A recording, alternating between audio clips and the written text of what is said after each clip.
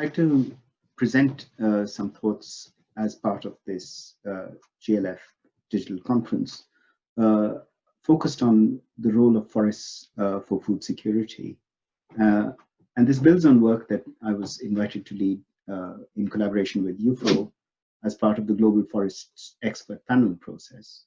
The report was presented 5 years ago, but it was a trigger towards some really important work linking the role of forests for food security and nutrition.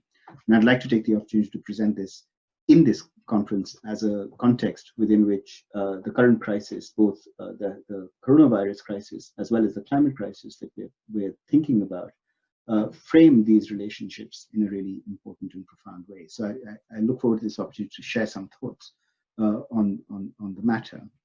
To set the context, the report was motivated by a growing understanding of the continued prevalence of global hunger, despite really significant progress that has been made over the last 20 to 30 years. Much of the evidence continues to show that we have something like 800 million people who are undernourished, and malnutrition particularly impacts the most vulnerable groups, the youngest populations under 5, as well as women, particularly those of reproductive age. And growing crises continue to create further challenges in terms of food security and food insecurity, in particular in vulnerable populations. And the current crisis has certainly added to the state of global hunger, and evidence that will be coming through over the course of the next year is likely to demonstrate this. The other motivation for the work was to recognize that there's a considerable overlap between the areas of greatest hunger, as evidenced in these maps, and the continued prevalence of forests. And the UFO panel, the Global Forest Expert Panel, was really set up to try and explore these linkages, to try and understand whether the role of forests in relation to food security and nutrition could be further understood, and could that be explored in greater detail. And the context for some of our work is a recognition that while conventional agriculture has been extremely important in terms of productivity increases and addressing some of the biggest challenges around food security, conventional agricultural strategies continue to fall short of eliminating global hunger. We can see that there continues to be food insecurity in many parts of the world. In particular, although conventional agriculture might be very good in producing cereals and in meeting people's calorific needs, it doesn't necessarily provide balanced diets, and nutritional diversity continues to be a challenge. We've also seen that the agricultural supply chains and markets continue to be volatile, and in particular expose the most vulnerable groups to this food price volatility. And there's a failure to recognize the long-term impacts of intensified agricultural systems on landscapes and on ecological security.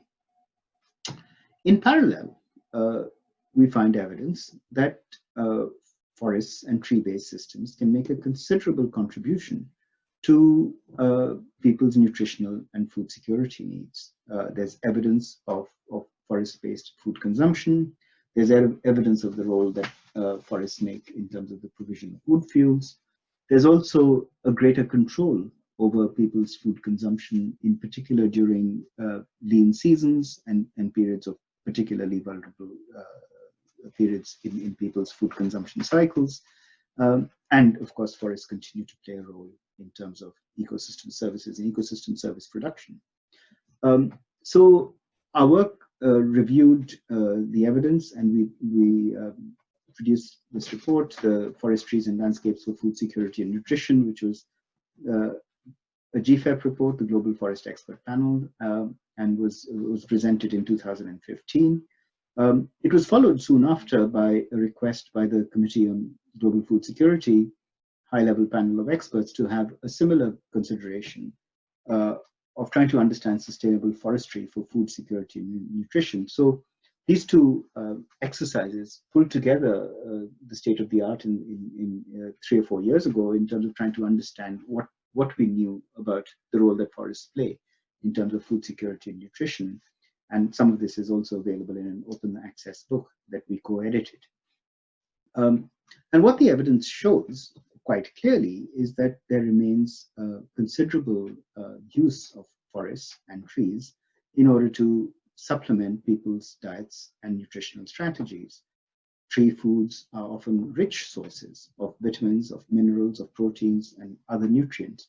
And in particular, they make up that micronutrient gap that conventional agriculture, calorific-based consumption doesn't necessarily address. So the evidence includes the use of leaves, the use of fruits, the use of other seeds and nuts from trees, and the combined contributions that they make can be very significant in people's diets.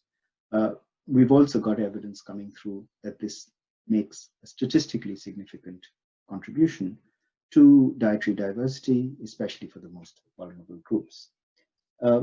More needs to be done in this space. We need better and more extensive evidence of how much this matters, when it matters in terms of people's dietary consumption cycle across the annual cycle, and is there evidence that this has a significant and meaningful impact on people's health and nutritional outcomes. Work is ongoing and continues to take place in this space. Our evidence also suggests that the seasonality of contributions is really important for us to take into account. Averaging across a year may not be the best way to understand the contribution that forest foods make, and they're particularly important in the hungry season and in the lean periods. And in the recent months, as the coronavirus crisis kicked in, it was also a period of high forest food consumption in some parts of the world, in South Asia, where I work.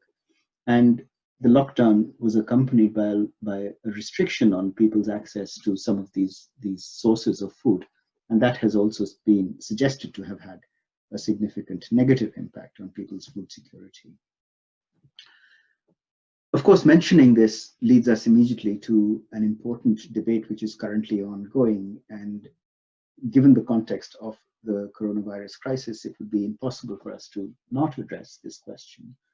There is a suggested association between zoonotic transmission of the disease to wild food markets and call from a number of quarters, in particular from the conservation community, to actually impose a worldwide ban on wildlife consumption in order to prevent the zoonotic transmission of disease.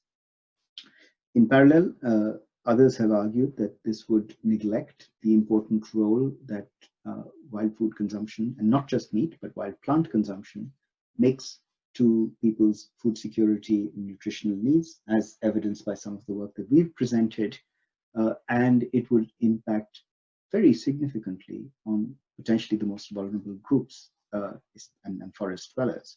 So a blanket ban might not be the right response. Now, this is a live and ongoing debate.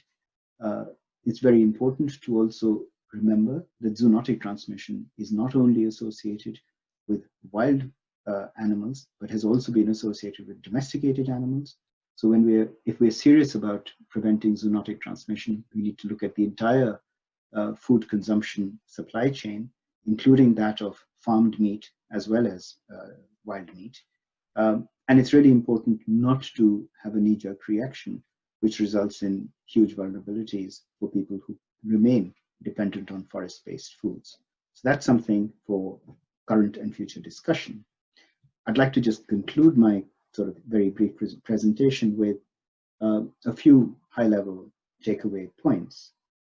Clearly, the work that we've done and the work that continues to be done suggests that forests and tree-based systems can make a very significant contribution to nutritional strategies, and we need to be aware and cognizant about those contributions.